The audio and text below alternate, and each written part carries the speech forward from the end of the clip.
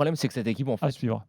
grande favorite, de par son histoire, de par son passé, de par le fait de jouer à domicile, mais le sélectionneur Aguirre n'a jamais vraiment trouvé la clé pour mettre en place un plan de jeu cohérent autour de Mohamed Salah. Et pour moi, l'Égypte, là, c'est un petit peu le reflet de ce qui s'est passé avec Scaloni en Argentine. C'est-à-dire que tu as une superstar, Messi, Salah, et ton équipe, au lieu de la construire autour, de mettre un plan de jeu cohérent autour de ton joueur star, tu te contentes de dire que ton plan de jeu, c'est ton joueur star. Et là, on a vu Salah très esselé, devoir redescendre très bas, toucher les ballons, très peu de liens entre les lignes. Dans les phases de transition, il était au four et au moulin. Du coup, tu savais pas vraiment quoi faire une fois que tu es arrivé dans les 30 derniers mètres. C'est assez décevant parce que c'est une équipe qui a quand même de très bons joueurs relativement au continent africain.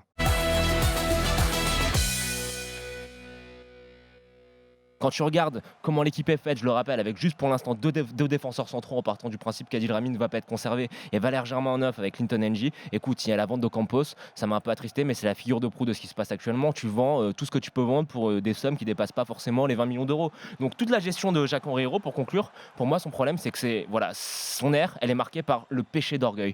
Il y a beaucoup de gens qui ont été à l'Olympique de Marseille qui disent être à la présidence de ce club-là, ça peut te rendre un peu fou, ça peut te faire perdre un petit peu tes moyens. Et là, quand on dresse le bilan, très franchement, Jacques-Henri Hérault, ça a été effet d'annonce sur effet d'annonce, orgueil sur orgueil, comme quand il avait prolongé Rudy Garcia au mois d'octobre alors qu'il fallait attendre au final pour le licencier il y a quelques semaines pour 10 millions d'euros. Et Jacques-Henri Hérault, on se rappelle, quand ce choix avait été contesté, la première victoire contre Caen, contre l'Ogre Canet, c'était vous avez vu, j'avais eu raison. Non, alors pour dresser le bilan, très franchement, dans la structuration du club, c'est mauvais. Dans la construction d'une équipe compétitive, c'est mauvais. Dans la construction sur le moyen terme, c'est cataclysmique. Et moi, ce que je vois, c'est que le M-Champion Project, il est mort. C'est le low-cost project. Alors, si j'ai, pour conclure, un petit conseil avec toute l'humilité que je peux avoir à donner à Jacques-Henri Hérault, c'est Jacques-Henri Hérault, s'il vous plaît.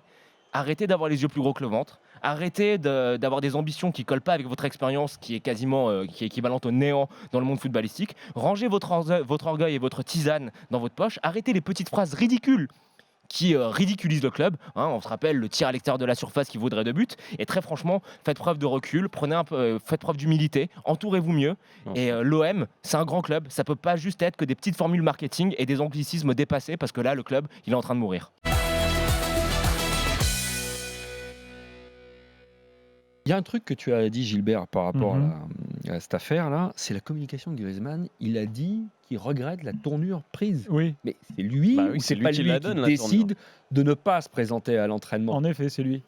Qu'est-ce qu'il peut regretter je puisque pense c'est qu'il regarde le son communiqué, propre François. chef? Je pense qu'il reprend le communiqué de l'Atlético Madrid hier qui quand même le dézingue pas mal en disant oui, Antoine Griezmann a manqué de respect aux millions de supporters de l'Atlético. Mot pour mot, c'est ce qui est écrit dans le communiqué. Après, le problème de Griezmann, à un moment donné, le garçon c'est le meilleur joueur de football, c'est notre meilleur footballeur en France, mais il faut qu'il s'entoure beaucoup mieux. Là, depuis 2 ans, c'est un désastre sa communication. Ses choix de carrière, on peut en discuter, mais si tu as un vrai conseiller sportif, il te dit attends d'avoir signé avec ton nouveau club avant d'annoncer ton départ parce qu'on ne sait pas ce qui peut se passer. Le marché des transferts, notamment sur le marché des joueurs à plus de 100 millions d'euros, il est assez mouvant. C'est quelque chose qui est jamais sûr. On l'a vu par exemple avec la signature de Neymar au PSG où il y a pas mal de rebondissements. Là maintenant, s'il a un vrai conseiller, il doit jamais faire cette vidéo amateur filmée et postée sur le compte YouTube de l'Atlético au mois c'était en juin, fin mai, même fin mai. Non, c'était beaucoup trop prématuré. Le fait qu'il ne se présente pas à l'entraînement, C'est scandaleux. c'est quelque chose qui lui... D'abord, ça ressemble Ça pas au ressemble personnage pas qu'on connaît, exactement. nous, vu Ouais. de France. Bah oui. Je pense vu d'Espagne aussi.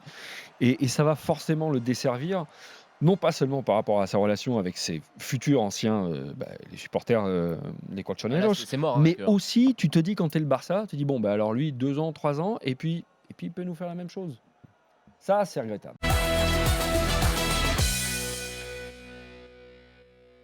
Mais les mains, tu sais que Je suis c'est assez les d'accord avec toi sur règlements l'évolution des qui ont règles. évolué. Attends, tu es d'accord avec moi ou tu es d'accord Non, avec sur l'évolution des règles. Je L'évolution suis des pas règles. d'accord avec toi quand tu dis que la VAR n'est finalement qu'un épiphénomène dans cette histoire. Moi, je pense que cette évolution-là permet aux arbitres, permet dans les matchs de foot, d'avoir moins de difficultés a priori à arbitrer, mais ces difficultés, pour qu'elles soient réduites, elles se font au détriment de l'interprétation.